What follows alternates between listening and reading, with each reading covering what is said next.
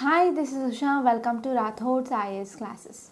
Today in this lecture, we are going to discuss current affairs of 5th February 2021. In this lecture, we are going to discuss 8 topics which are very much relevant to UPSC. So let's get started with our discussion and let us see first article.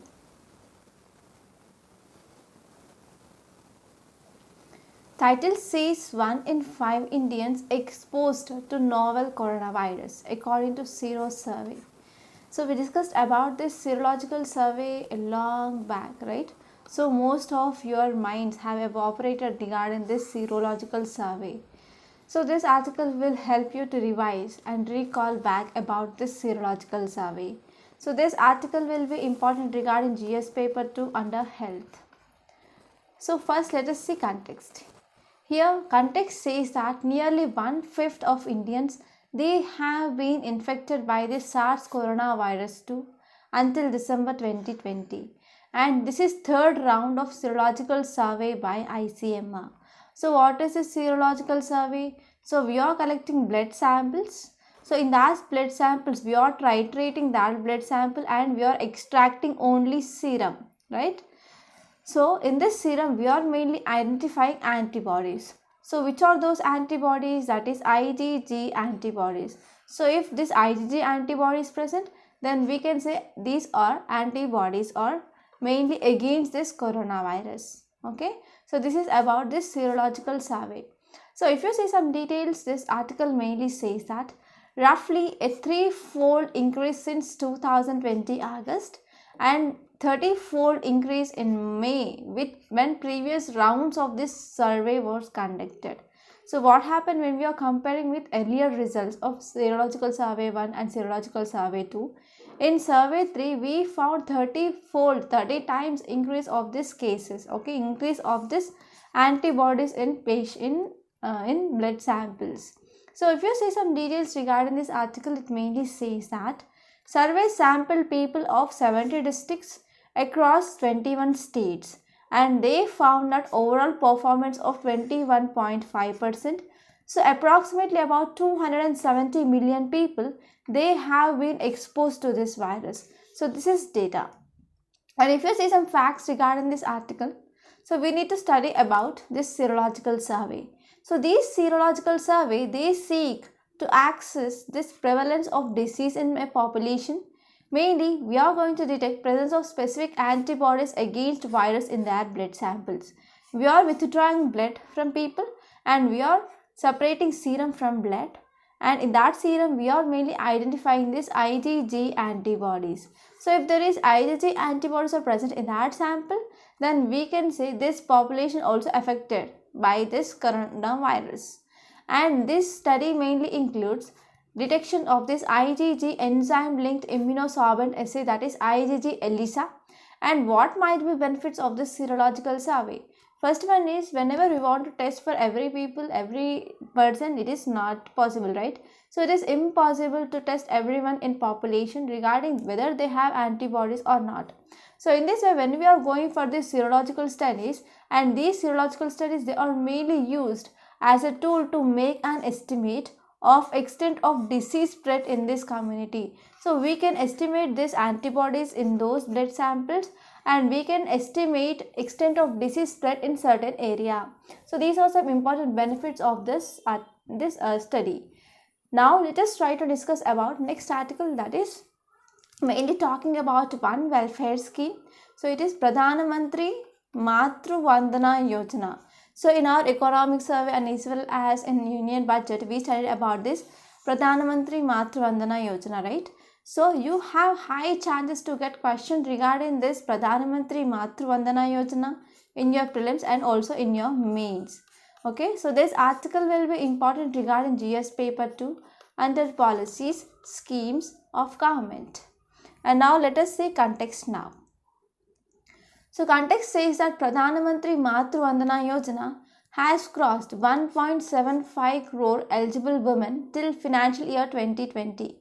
So till financial year 2020 there are about 1.75 crore eligible people. They registered under this Pradhan Mantri Matru Vandana Yojana. And if you see, according to government estimates, it mainly aimed at to reach about 51.7 lakh women per year through this scheme.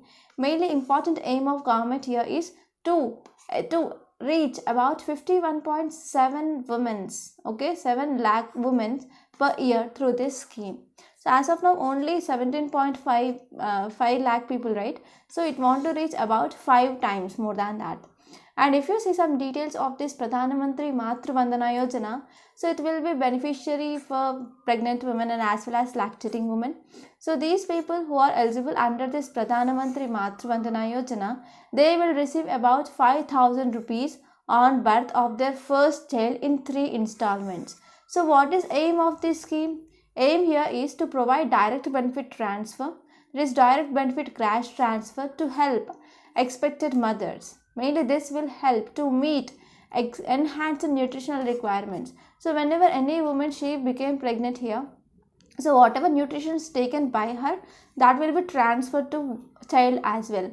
So if you're talking about malnutrition problem in India, so it is very high. Mainly to treat that malnutrition, we need to treat first these pregnant women. So whenever these pregnant women are provided with nutritional diet, then whatever nutritions are taken by this woman, that will be transferred to fetus, right? Fetus in her womb. So because of this malnutrition problem can be tackled very much effectively when we are providing some assistance regarding this woman, that is pregnant women, okay, and also even lactating women.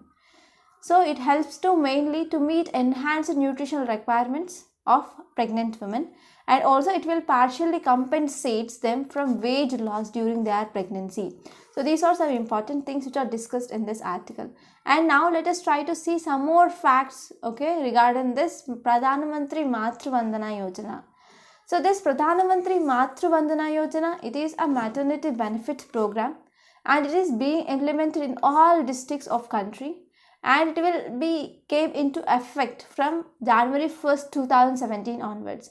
And it is a centrally sponsored scheme. So you have to remember this, okay? So if you're talking about our union budget, right? So about 9% of expenditure from central government, that will go for centrally sponsored scheme, right? So in this context, you need to know what is difference between central sector scheme and as well as centrally sponsored scheme. So please let me know in comment box, because we discussed number of times regarding the central sector schemes and centrally sponsored schemes in our PIB analysis and also even Hindu analysis. And this scheme mainly executed by which ministry? So this is also one important prelims fact, that is Ministry of Women and Child Development. And under this scheme, direct benefit transfer, that will provide some cash benefits to pregnant women in their bank accounts directly. So if you see who are those target beneficiaries, so these beneficiaries mainly include all pregnant women and as well as lactating women, but some section of women, they are excluded here. They include regular employment, like women who are having regular employment in either central government or in state government, they will be excluded from this scheme, okay? So all pregnant women and lactating women who are except working in central government or state government, they are eligible here, okay? So who have their pregnancy on or after 1st January 2017 onwards, they will be eligible under this Pradhan Mantri Matru Vandana Yojana. And if you see benefits here, they will receive cash benefits of rupees 5,000 in 3 installments, but they have to fulfill some conditions. So those conditions include there is a need of early registration of pregnancy and also antenatal checkup, registration of birth of child and completion of first cycle of vaccination regarding that child. So if at all these are conditions followed or fulfilled, then they can get this cash transfer. Okay, so these are some important facts regarding this article. Now let us say next article. Today is Friday, right? So in Friday review, I found one important thing regarding this tamasha. So because of this, I also included about this tamasha, because this tamasha theatre is important regarding our art and culture. So you can expect questions regarding this tamasha also in your prelims. So because of this, I don't want to take any chance of missing any article. So because of this, I try to include this tamasha also. Now let us try to discuss some facts regarding this tamasha. This tamasha, it is a traditional folk theatre from which state? That is Maharashtra. So you have to remember this Maharashtra for sure, okay? So what is meaning of tamasha? Tamasha means it is called as fun or play or spectacle. So this theoretical form mainly created by singing girls and as well as dancers, and these singing girls and dancers, they were imported from North India, and also they will use some local acrobats and as well as tumblers here. So these tumblers and local people, they are from lower caste normally. So those castes include Dombari and as well as Kolhati. And if you see this Tamasha theatre, mainly flourished in courts of Maratha rurals, mainly during 18th and 19th centuries. And this mainly attained its artistic peak mainly during reign of Baji Rao II. So you have to remember all these facts because you can't expect which statements will come in exam, right? And also if you are talking about this theatre which has evolved from mainly folk forms like Gondal, Jargon and as well as Kirtan, and also female actress who plays an important role in this theatre. And female actress, she is chief exponent of dance movements. So female actress is called as Murki here. Okay, so all this data I took from CCRT. Okay, and now let us see next article. Title says CM launches which Delhi campaign to promote electric vehicle policy. So in prelims you can expect questions like which Delhi is in news, which is related to which of the following. So in this way you can expect question, or you can also expect question like which Delhi is in news. So this scheme brought up by which state government or which union territory. So in this way also you can expect this type of question. So because of this I also included this. So now let us see context. Context here is to promote use of electric vehicles in capital city. Chief Minister of Delhi launched this Switch Delhi program. And if you see some details of this program important aim, it is to educate people about the benefits of electric vehicles, and Chief Minister mainly urging them about to switch towards these electric vehicles, and it will help to decrease pollution by purchasing these electric vehicles. So it is one of awareness program or awareness campaign which led by Chief Minister of Delhi mainly to promote electric vehicles in capital city. And if you see aim here, it mainly talks about to inform, to encourage, to motivate each and every person to switch from polluting vehicles to zero emission vehicles. Okay, so this is important aim here. And also in this context here, Chief Minister also said that government department cars, they will go electric within 6 months. So these are some important facts that you should remember regarding this article. Now let us see next article. Before seeing this article, I want to make a small announcement on this platform. So we came up with this current affairs package course. So in this course, we are exclusively focusing on current affairs and also mains answer writing practice.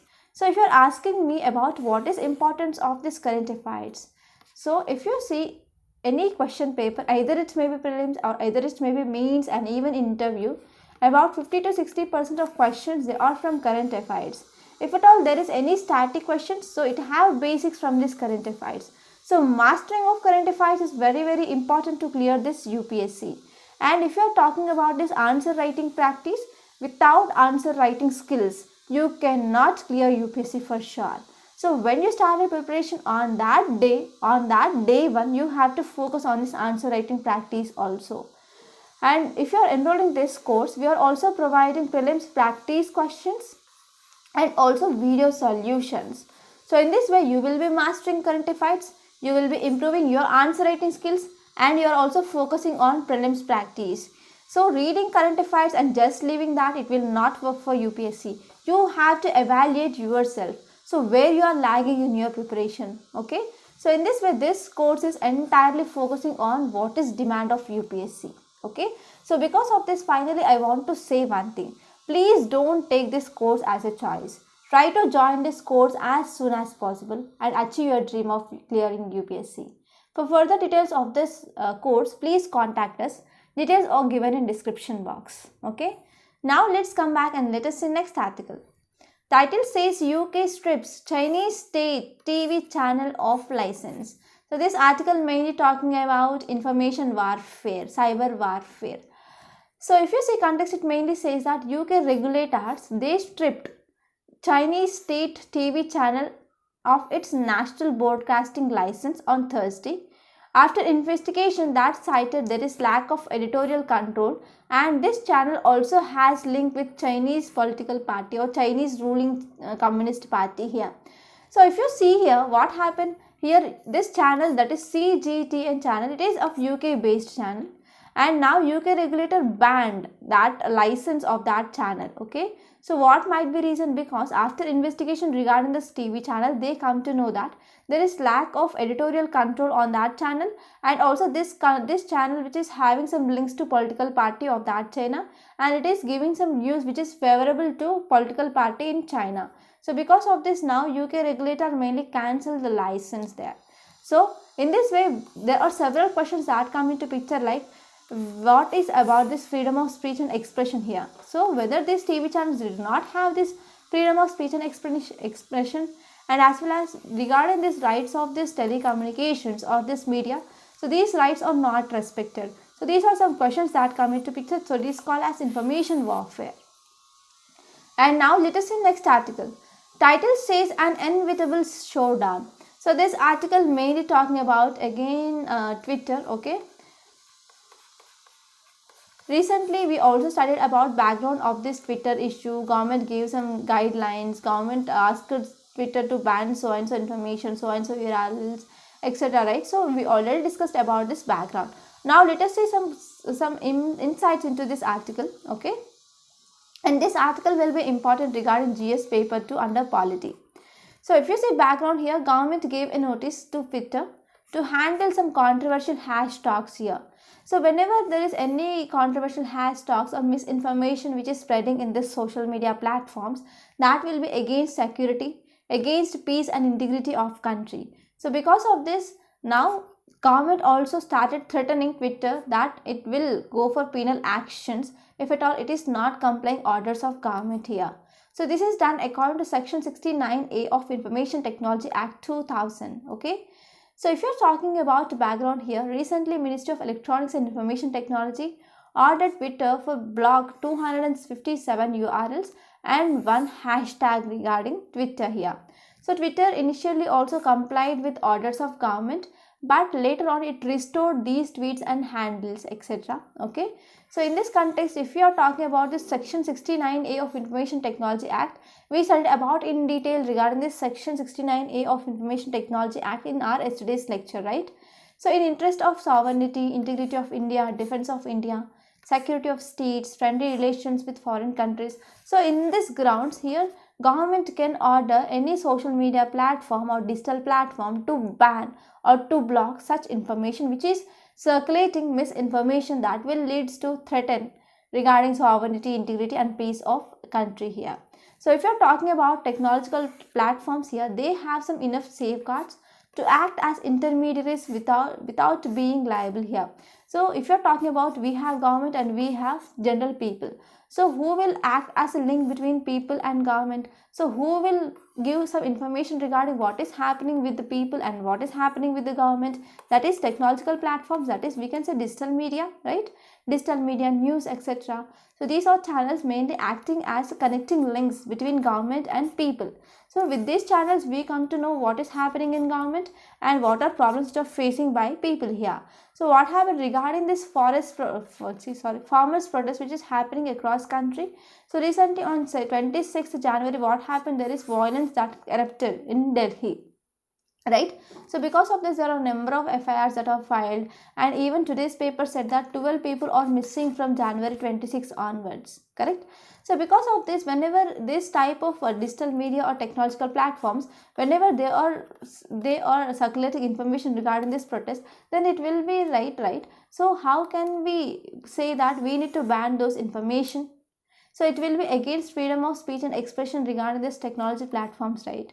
But if you see on another side, we have section 69A of Information Technology Act, but it is often criticized for secrecy and as well as surrounding the process here. So if you are talking about this section 69A of Information Technology Act, one famous case is there in our polity, that is Shreya Singhal versus Union of India. So according to this Shreya Singhal versus Union of India case of 2015, Supreme Court already said that it is correct. So if you're talking about fundamental rights, they are not absolute. We have some reasonable restrictions on those fundamental rights. So if you're talking about freedom of speech and expression, it is also fundamental right. So we have some reasonable restrictions on that. It is not an absolute right. So because of this banning or blocking or any directions which is given by central government, mainly regarding grounds of protection of sovereignty, integrity, peace of country, then we can use this banning. Okay, so this is gist of this article. And now let us see next article. Title says a year on mind the gaps in the pandemic response. So this article mainly talking about what are steps which are taken by government and also what are gaps which are present in our pandemic response. So now let us try to discuss each and everything in a great detail. And if you are writing about any essay regarding this COVID-19 or any answer regarding this, what are steps which are taken by government regarding this COVID-19, so points which are given in this article that can be used directly in your answers and in your essay. So this article will be important regarding mains point of view. So this article mainly focusing on pandemic response. So if you see some details here, so according to official statistics, it mainly says that India it is far better when we are comparing with rate of infection and deaths than many other higher income countries. Okay, so though rate of infection is high, but deaths are less when you are comparing to the other higher income countries. So if you're talking about India's initial response here, so we went for early screening of international travels, because what happened, we went for Vande Bharat Express, right? So by using this Vande Bharat Express, we came up with who are the Indians who are stuck in other countries, we brought them back. So whenever we brought them back, we went for early screening, correct?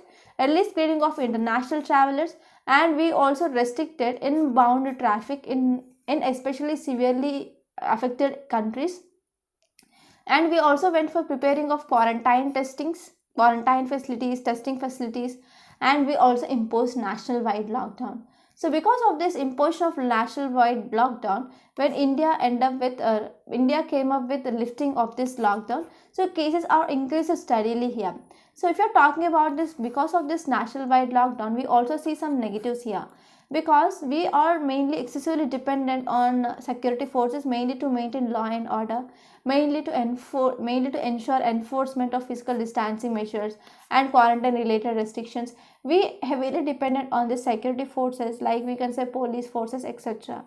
And next important problem here is there is lack of consultation with state government here.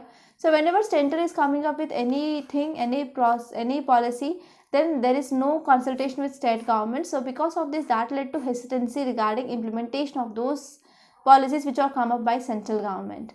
And next one is all epidemic responses. There is generation and use of strategic information is important here.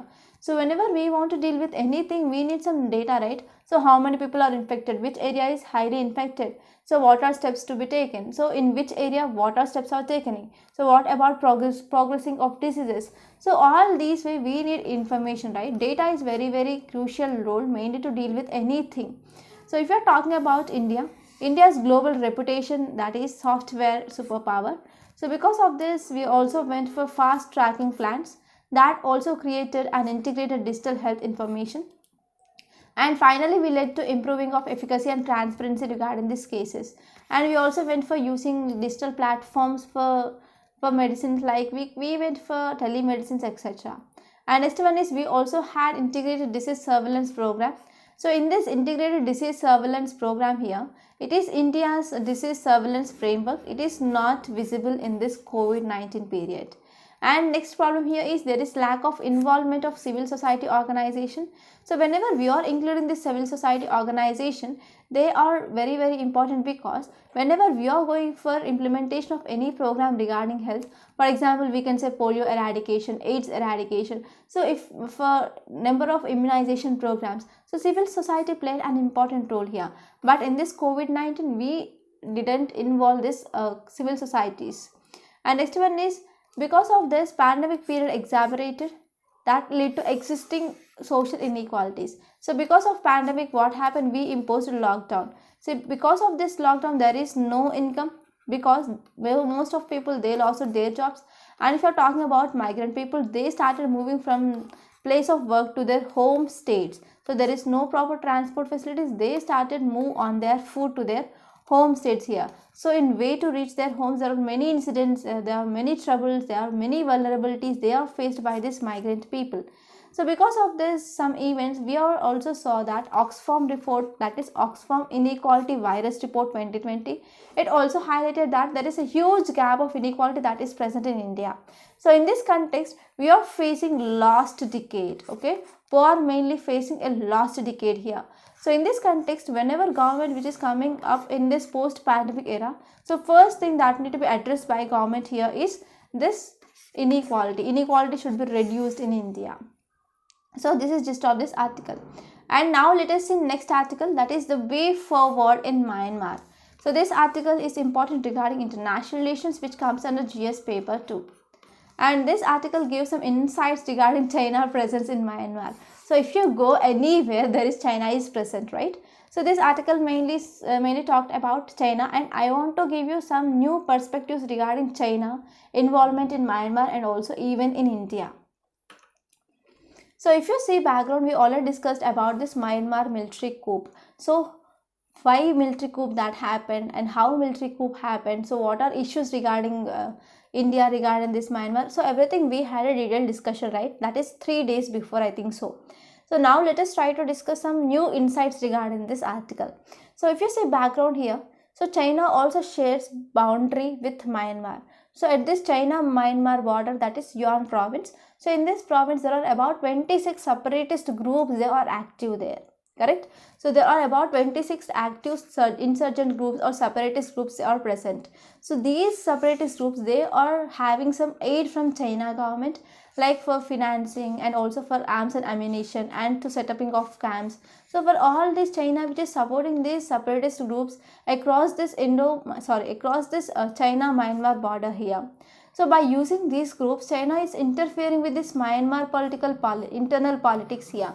So for example, if Myanmar want to come up with any projects along this border, like whenever they are going for road construction or dam construction or any infrastructure project, so China which is also participating there here, China mainly using these groups mainly to stop those projects or to involve China in those projects, etc. So it is using this. And if you are talking about India and China, so India, if India want to move towards Central Asia, we do not have proper route to Central Asia, right? So mainly we need to go either through Pakistan or Afghanistan here. But if you see here, Pakistan will be all weather friend of China here. So because of this, China's influence that increased in Pakistan. So because of this, Pakistan will not provide any way to us to reach these Central Asian countries. And if you see Afghanistan, which is present in Pak occupied Kashmir. So because of this, we are developing this Chabahar port, which is located in Iran. Mainly we want to move access towards this Central Asia. But what happened here in this Iran also, China started interfering here, and China also increasing its presence, and China also coming up with infrastructure projects in Iran. So because of this, it is leading to decreasing of relationship between Iran and India here. And another point of view here is, now we are moving towards USA here, USA which is against Iran. So because of this reason also, Iran which is moving towards China. So this is first important thing that you should remember. And if you are talking about Myanmar here we have boundary with Myanmar. So if you want to connect with this northeast with this mainland, we have a small route, that is Siliguri corridor. Correct? So in this Siliguri corridor also, now China want to increase its presence, right? So in this way, China which is building many new cities or new villages along this Indo-China boundary, mainly to increase its presence here. And if you are talking about Myanmar here, in Myanmar also Chinese control which started increasing here. So whenever increasing of Chinese presence in Myanmar, that will also affect India-Myanmar relationship. And if you want to reach this ASEAN or RCEP or Southeast Asia, it will act as a gateway here. Mainly we are using this Myanmar mainly to reach these Asian countries, right? So we are coming up with different trilateral projects, development of Sitwe port, and also we are coming up with infrastructure and developmental projects in Myanmar. Mainly important aim here regarding that developmental project is we need to have access to these Asian countries. So whenever there is increase in China presence in this Myanmar, then what will happen? So whatever infrastructure projects or whatever developmental projects we are coming up, that will be delayed here. So in this way, Myanmar will also move towards China, and it will not provide any gateway to move towards ASEAN here. So whenever we want to move towards ASEAN, we need to go for sea route. So in this sea route also there is increase in Chinese presence, right? So these are some concerns regarding China and India. So if you are talking about RCEP, so RCEP, it is one important platform to reach these Asian countries and Southeast Asian countries. But India recently withdrawn from this RCEP in November 2019. So because of this, we do not have even this chance to connect with this Southeast Asian countries here, right? So whenever in this way, whenever China is blocking all sides regarding continents, then what happened? There will be decrease in influence of India that is seen in this South Asia and Southeast Asia. So because of this, we can say there will be rise of this China as an important power in South Asia. So even if you are talking about Myanmar, China which is coming up with China-Myanmar economic corridor also. So in this way, what can be done? So here what can be done means we can install democratically elected government in Myanmar made to counter this China here. Okay. Now let us try to see what is written in this article. So first important point here is notwithstanding Western sanctions before 2010. So 2010 onwards, Western sanctions that are imposed on Myanmar here. So now China came out of these sanctions because whenever China want to be good for Myanmar, it should not impose any sanctions, right? So if you are talking about key trading partners with Myanmar, they include China, Thailand and Singapore. Okay, so they already imposed some sanctions on Myanmar here. So if you are talking about Singapore, so why Singapore started investing in Myanmar? So if you see population or demography in Singapore, about 60% of Chinese origin populations are present in Singapore. So in this way, China it is going to Singapore. From Singapore, it is investing in Myanmar. That means we can see there will be highest influence of China that is seen in Myanmar indirectly. And if you are talking about Singapore, it is largest foreign investor. So about 34% of investments that will come from Singapore itself. That is from indirectly China. Okay. And next one is old debate that is around accountability. So in international relations or international organizations, mainly they are forcing Myanmar regarding this Rohingya issues. And next one is political change in 2010 because of some generals, that is Tan Swe. Tan Swe, he was de facto leader of Myanmar from 1992 to 2011, but he was on radar of international community because he was famous for human right abuse, human right violations here. So because of this, what happened regarding this Myanmar? So there is a low power. Okay. And next one is critical international player in Myanmar here is China here. So China came up with appointment of some specific envoys in Asian affairs regarding this Myanmar. So because of this, there is increased presence of China in Myanmar that is seen. And next one is many international mechanisms. They are mainly compromising on Western and as well as Asian countries. And also they came up with disbanded after 2015 elections. So after 2015 elections in Myanmar here, so Western and as well as Eastern Asian countries and their international mechanisms, they are disbanded in Myanmar. So because of all these because of all these events, what happened? There is intensive change that is seen in Myanmar. Mainly those changes are irreversible and as well as that are against standard thinking here. So if you are talking about demography in Myanmar, if you are talking about minorities, about 35% of people who are present in this Myanmar, they are minorities and they are supporting this NLD government. And military, they are mainly continuing to exploit those ethnic and as well as regional fault lines in Myanmar. So these are some important events that led to changing of politics in Myanmar, and that is leading to political instability in Myanmar. So in this condition, what is way forward? So we can go for engagement with domestic stakeholders.